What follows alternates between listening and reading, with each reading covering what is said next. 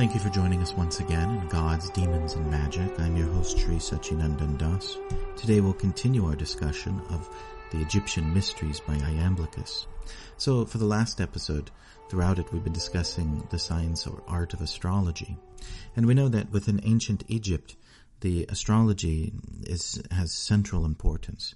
Especially the priesthood was expected to be well versed in the science of astrology. Clement of Alexandria actually commented that the Egyptian priesthood, they were expected to be knowledgeable in certain subject matters. They were expected to know the regulations of the life of the king, essentially to be a minister to the king, to teach the king what is mat, or in the Vedic perspective, what is dharma, or the various principles of religion with which the king is supposed to conduct the kingdom. You can see this today even in modern texts, for example, the Manu Sanghita or the Parashara Smriti. These very ancient texts, they actually focus on the life of the king and how he's supposed to administer the kingdom. And you see similarly you have the Code of Hammurabi. Another thing that the priesthood was expected to understand was the hymns to the gods, the various mantras or prayers used in sacrifice in order to call down the gods and in order to please them and to make requests of the gods. So the priests were expected to be communicators with the gods, via mediums for human society. And finally, the priests were expected to be expert in astrology. They had to not only know how to calculate the stars and figure out, what are their positions within the night sky, but they also had to be well versed in the 4 books of astrology written by Hermes Trismegistus. In fact, Clement of Alexandria mentions that these 4 books are always within their mouths of the priesthood. So meaning they memorized them. They understood them just as a lawyer understands the law books.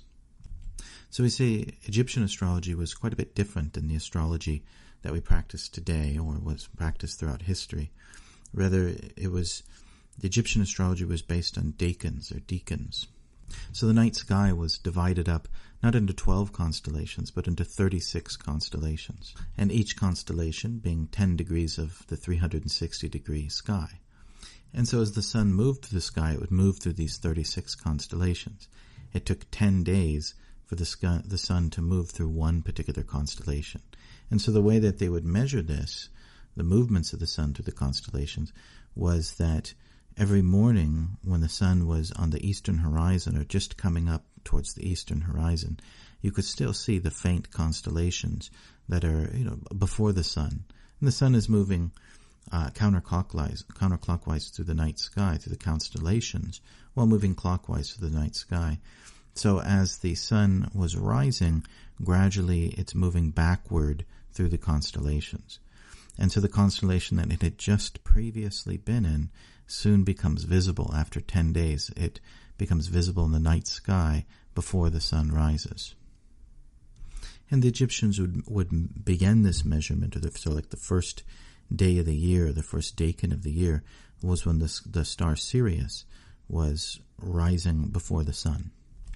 And this actually, it used to happen at the first degree of Cancer, the zodiac sign Cancer. And so it's very interesting because this also represented when the Nile was about to flood. So when the Nile began flooding, Sirius would rise in the night sky before the sun every morning. And this is also kind of an interesting note that the astrological sign of Cancer, the zodiac sign of Cancer, is the sign of water. It's the sign of bountifulness and sort of the flowing of the ocean tides. And it's the sign of emotion. It's the sign of the mother. It's a sign of nourishment. And so you sort of have the Nile as this nourisher, filling the land and depositing the rich nutrients into the soil. And it was that flooding of the Nile which then provided the Egyptians for the rest of the year with their crops, because they were all dependent upon that cycle of the flooding of the Nile. So it was a very significant day, and that was the first day of the year. In Egyptian astrology, these decans, these 36 constellations, were extremely important. Each decan was associated with a particular daemon. In the beginning, the decans could be associated with gods or daemons, but later on, as time moved on, the decans became closely associated with particular daemons. And so what were daemons? Well, daemons are actually, the closest translation is it's a spirit. They're essentially, you have sort of the controllers of nature, these higher gods, which are in charge of the various movements of our world, including the gods of fire, the gods of sun, the gods of water. And so these sort of universal dominators, they don't deal directly with mankind. Rather, they have intermediaries, they have servants, they have messengers. They have sort of lower level gods, which pass back and forth between the human realm and the God realm. And so the universe in many ways was almost like a divine machine, like a sort of clockwork, where all the various cycles and movements of the heavenly bodies are manifesting in the lives of the individuals on this particular realm. But the effects, the powers of those planets, how they actually translate into a realm is through the via media of the Daemons, or messengers that carry that power into our particular realm of existence. And in modern times, we live in a very sort of dry, empirical, more materialistic culture where the world is not seen as filled with entities or spirits, or certainly not living beings with personality. But in the ancient Egyptian worldview, everything was the world was a place filled with various types of gods and entities and daemons and evil spirits and ghosts and all of these things, and that the functioning of nature itself was very much a personal thing, meaning that there's personality behind it. Every aspect of life is connected to some particular deity. Now the Daemons, they were not considered necessarily good or evil. They could be either. You could have Daemons who in general are very pious and beneficent and kind, and you could have lower levels of Daemons, which are sort of vindictive and angry. Some of them acted as protectors. You could beseech them for protection. Some were more fighters or destroyers, like if you had an enemy, you're angry, and then you could try to enlist the power of a daemon to destroy them. And some of them are considered messengers, like Hermes almost, going back and forth between our realm and the realm of the gods or the spirits. Actually, you see this in modern Voodoo or voodoo. You have certain individuals who are considered messengers. In fact, before you even call the spirits, then you call those particular messengers, and they're the ones who go and interact with the spirits. And they're considered like gate masters, like they hold the key to the gateway between this realm and the realm of spirits. And so any particular ritual, you have to first go to them. So in many ways, Daemons have this particular quality as well.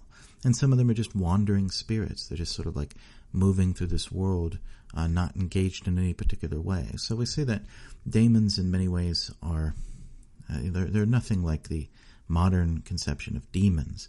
Rather, Daemons are just sort of the realm of the spirits. They could be all sorts of the many different types of supernatural beings that are above humans but below gods.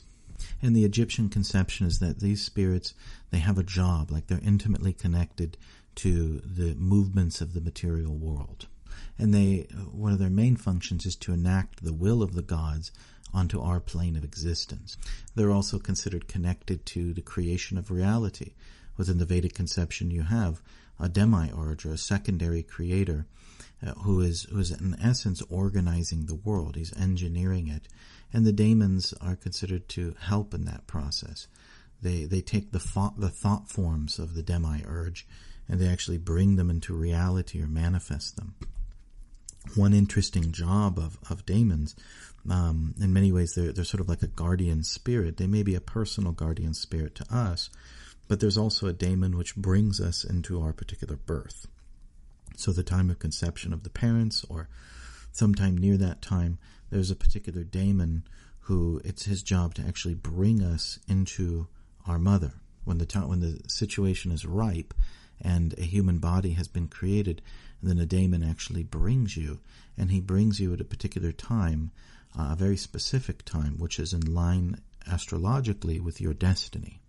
And it's very interesting because in Jyotish, or Vedic astrology, the moment of conception is actually considered perhaps even more important than the moment of birth. If someone actually knows the moment of conception, they can cast a very, very accurate astrological chart. And therefore you'll see within the Hindu or Vedic culture, parents will actually use astrology to choose a very specific time in order to have a child, in order to procreate, to bring forth the best possible soul. So you can actually choose the astrological chart that your child is going to have.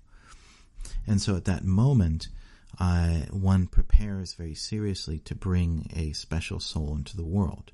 And this is used in conjunction with what's known as Garbhadhan Samskara, or sort of like, giving a gift into the womb. That's what Garbhadhan means, charity into the womb. And it's essentially at the time the parents will try to purify their consciousness and perform various rituals, especially and meditation and mantra, in order to put their consciousness into a certain state of mind. And then if they actually go through the sexual act in this purified state of consciousness, then the living entity which is taking advantage of that birth is of a higher caliber.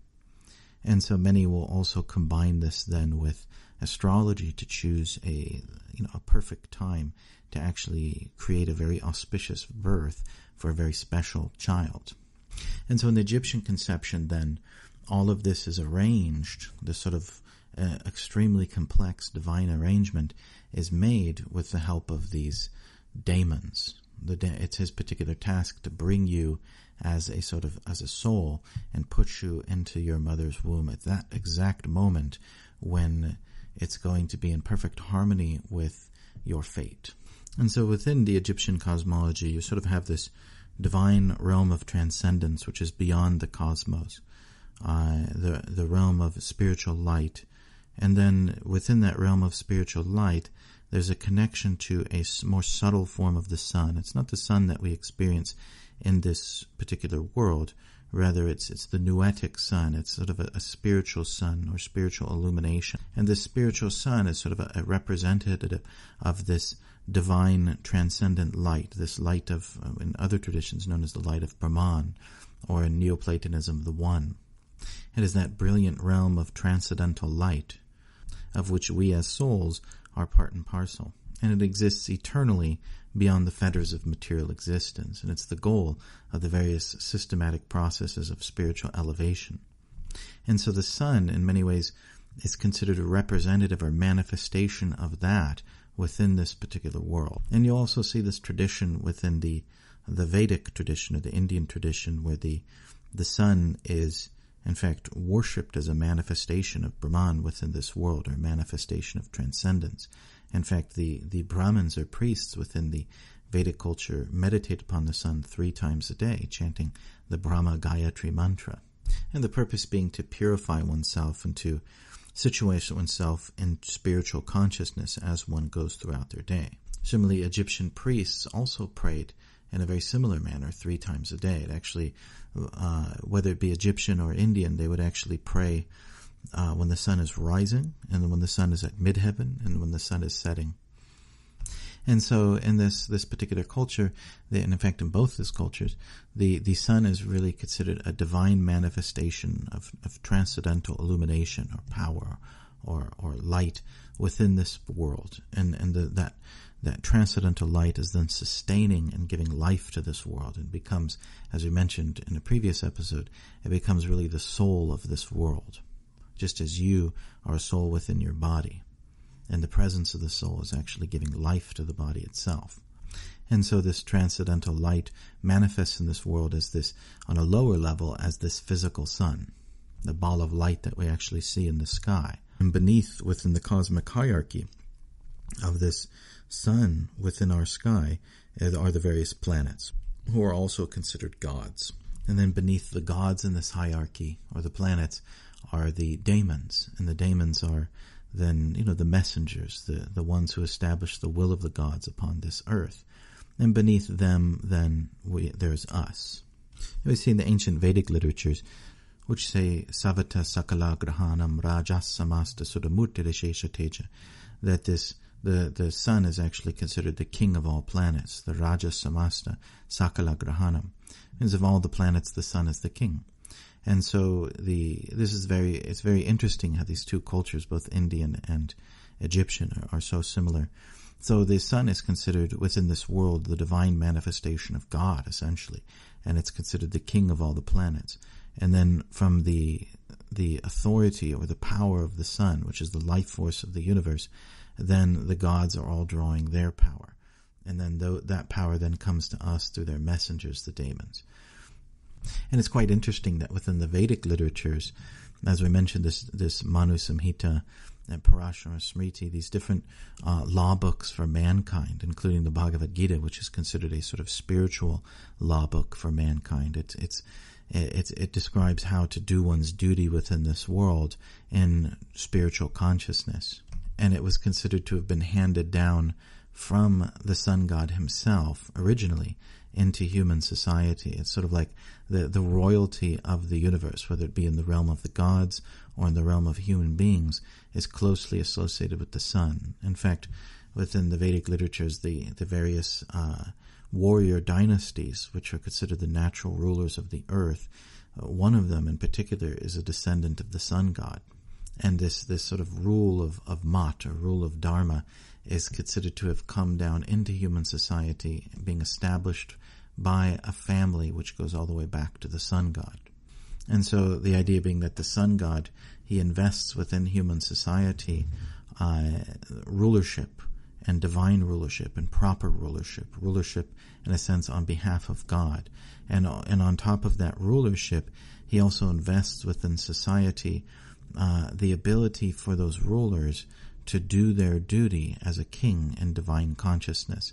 So the king is not simply meant to do his job, like he's meant to follow certain rules and organize society in a way which is uplifting and beneficial to everyone within his kingdom, but also he's meant to be a sage, or he's meant to be a mystic himself, a king who's actually doing his job as a king in divine consciousness. So there's a combination of sort of worldly management with spiritual consciousness. And this is considered sort of like how the sun god actually manifests his royal power within the universe through these different lineages. And so it's just very interesting. And you'll see within the Egyptian tradition, you have the pharaoh as essentially a divine king. He's a king who, he administers the laws of the gods on behalf of the gods. He establishes truth and righteousness and justiceness. And and also he's considered the head priest of society. The Egyptian pharaoh would, either have priests do it for him, or he would do it himself. He would perform the rituals, and he was the connection between the people and the gods. He was like the primary priest of the Egyptian society. And not only that, but the king is expected to do these things in divine consciousness. He's also expected to be a sage, and therefore he's honored as not a normal man. And so there's always been this traditional connection between the sun and the king, or the sun and the pharaoh. And so the king in many ways was the manifestation of the rulership of the sun and the gods, and sort of the presence of ultimately divinity, ultimately even above the gods, sort of this divine realm of transcendent light, this absolute truth. The king is meant to be sort of a shining manifestation of that in this world, and to order the world within that divine light. Actually, it's interesting in the Bhagavad Gita itself. It mentions this nashayamyatma bhavasto jnanidipena bhasvata, that when one is actually fully surrendered to God, and God within the heart, literally with the jnana dipena, with the light of knowledge, then shines out and blows away all darkness, and completely illuminates one from within. One is considered illuminated or enlightened. And then that enlightened consciousness, one can clearly see reality for what it is. It's kind of like you yourself are holding a light within you, that the light of God ultimately, and is shining out, and then you can see the world clearly through that light. And so the ideal being that the king is shining out with this divine light, and therefore he can see things clearly. He illuminates the world like a sun that's actually present here within our personal experience. And so that's really the ideal of the king. He's a manifestation of transcendental cosmic power, as well as the system of rulership established by the gods and the very order of the universe itself. So you'll see in Egypt, he's sort of honored like a little god himself, a god amongst men. A Nada Deva, actually, in Sanskrit, means exactly the same thing. And Nada Deva is the title of a king. It's actually the word for king. And so the idea is that the more that one's consciousness is in harmony with this divine platform, just as an individual, the more that you're drawn to it and absorbed in it, and the more that you're conscious of it yourself, through your own spiritual practice, as well as through following the various laws established in the world by the gods, then you'll be sort of protected and purified. But if you're not, you'll be drawn to the qualities of the lower daemons. So there's higher and lower daemons. There's the ones that sort of assist and help structure with the order of the universe and bring knowledge to mankind. And then there's those daemons which deal with one's gross physical desires, lust and anger and greed, and the strong passions. So there's daemons which their job within the world is to essentially invest the world with those qualities or organize the world on that level of consciousness. And so if you're not absorbed in the divine platform of consciousness, then very easily you'll be drawn down and sort of surrendered to their particular qualities. So the Egyptians were very cautious about this. They didn't want to be drawn under the power of the lower devas, lower daemons, or seduced by them. And so there's always the temptation to give up one's divine consciousness, one's sort of moving towards that transcendent light, and one's following of the structure and the rules of the gods, and the following of Mat, or righteousness, or justice, or following the natural order.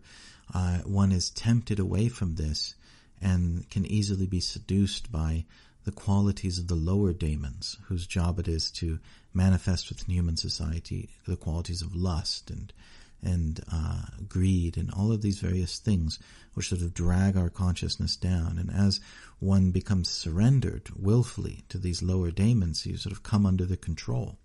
So there's a sense of losing one's freedom within the sort of Egyptian cosmos. And there's the idea that if you're not striving for the divine, you'll be deluded and attracted to these lower entities, their influence.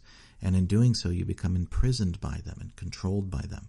So there's sort of this fear also, this element of the daemons which is controlling and negative.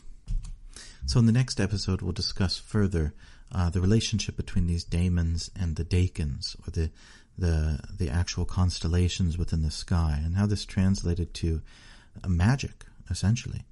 So thank you very much for listening. If you found value in this, please like and subscribe. If you're listening on iTunes, please visit srisachinandana.com/iTunes and leave a positive review. Thank you again, and we hope you will join us next time on Gods, Demons, and Magic.